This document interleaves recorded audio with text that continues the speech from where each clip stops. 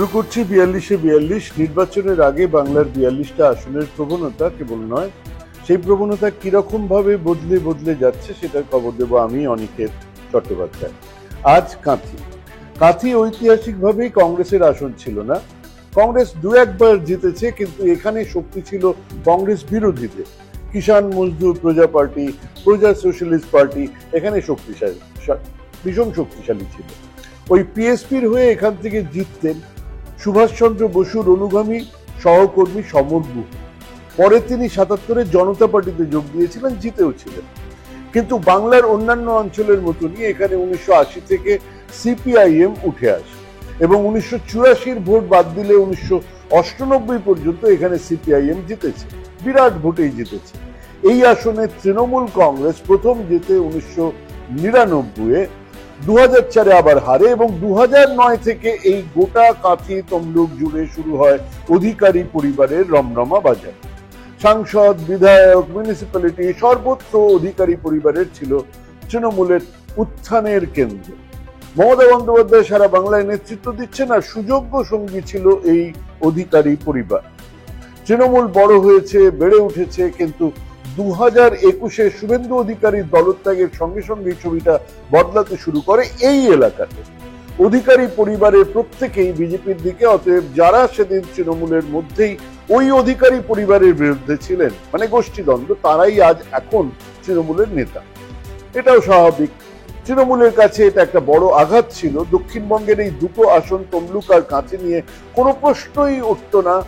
এখন ওই দুটো আসনই বিরাট প্রশ্নচিহ্নের মুখে দাঁড়িয়ে আছে। এই আসনে ২০১৬-র বিধানসভায় ৬.২% মাত্র ভোট পেয়েছিল বিজেপি। এটা একটু ভালো করে মন দিয়ে বুঝতে হবে। ২০১৪-র লোকসভাতে ভোট ছিল ৮.৭%, কিন্তু ২০১৯-এর লোকসভায় বিজেপি ভোট পেল ৪২.৪%। এই বিপুল ভোট নিশ্চয়ই এসেছিল, সবাই জানেন, বামেদের কাছ থেকে। ২০২১-এ শুভেন্দু যোগ দিলেন বিজেপিতে, কত ভোট বাড়লো? মাত্র ৬%। মানে বিজেপির ভোট ছিল ৪৮.৭০, মানে বামেদের ভোট গিয়ে ৮% থেকে বিজেপি উঠেছিল ৪২%। কিন্তু শুভেন্দু যাবার পরে সেই ভোট বেড়েছে কত? ৪৮, তার মানে ৬%-এর কিছুটা বেশি।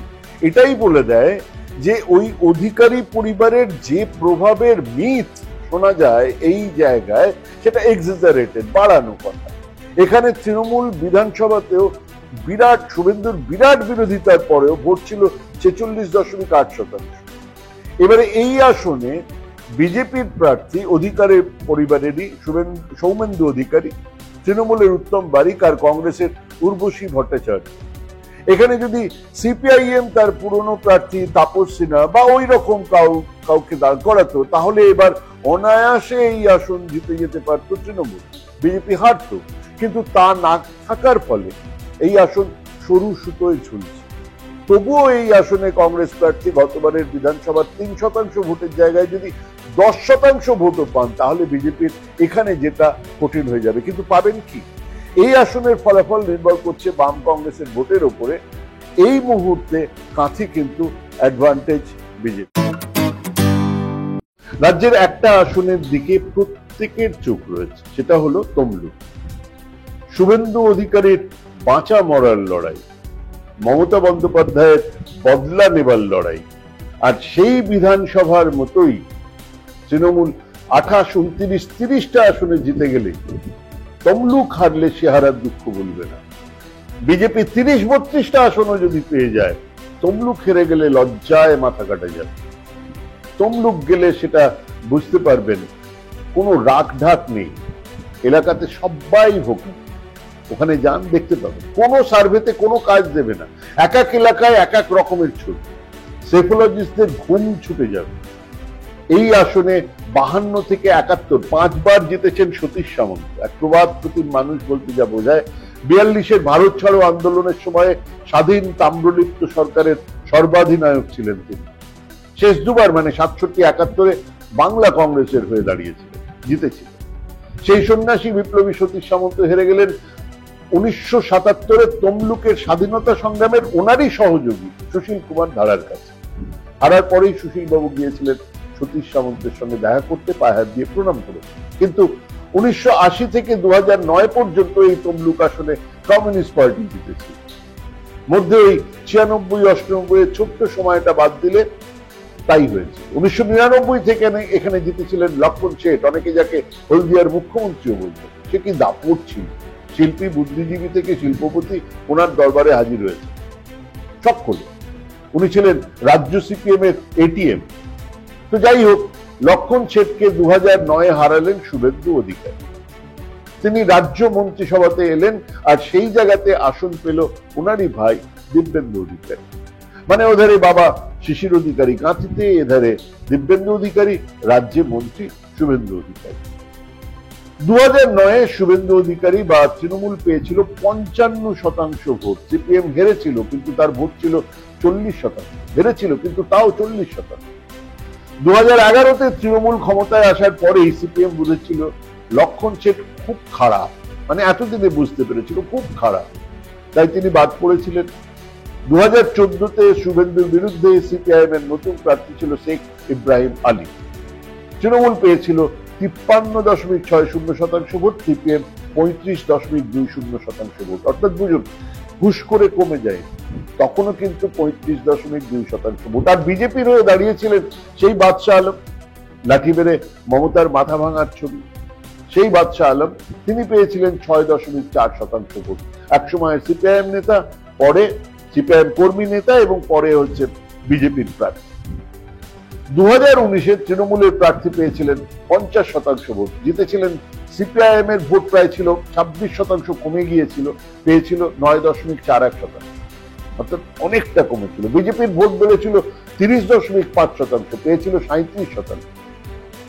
আর এক সময় এলাকার বেতাজ বাদশাহ লক্ষণ শেঠ, কংগ্রেসের প্রার্থী, পেয়েছিলেন 16,000 ভোট, 1%, জামানত জব্দ হয়েছে।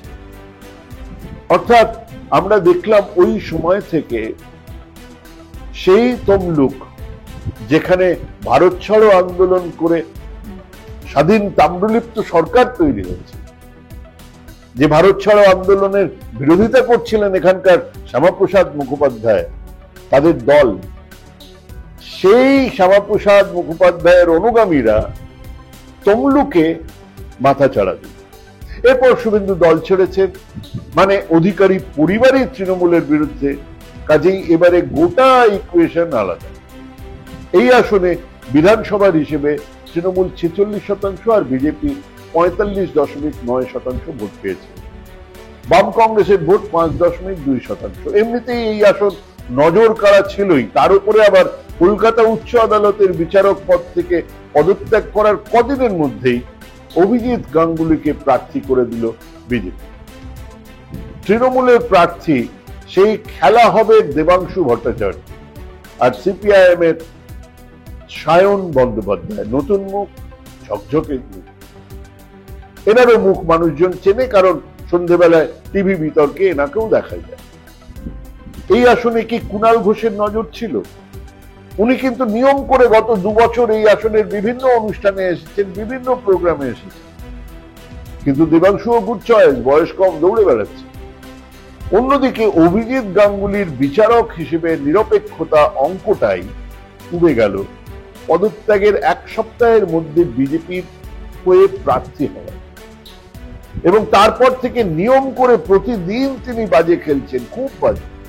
বিভিন্ন মন্তব্য করে চলেছেন বিভিন্ন মঞ্চ থেকে, সাংবাদিকদের সঙ্গে সাক্ষাৎকারে, এবং ওনার গ্রাফ এবং ওনার বিশ্বাসযোগ্যতা হু করে নামছে।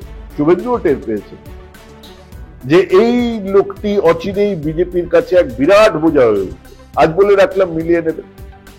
যাই হোক, এখন ওনার একমাত্র ভরসা শুভেন্দু অধিকারী, ওনার পুঁজি আপাতত নেগেটিভ।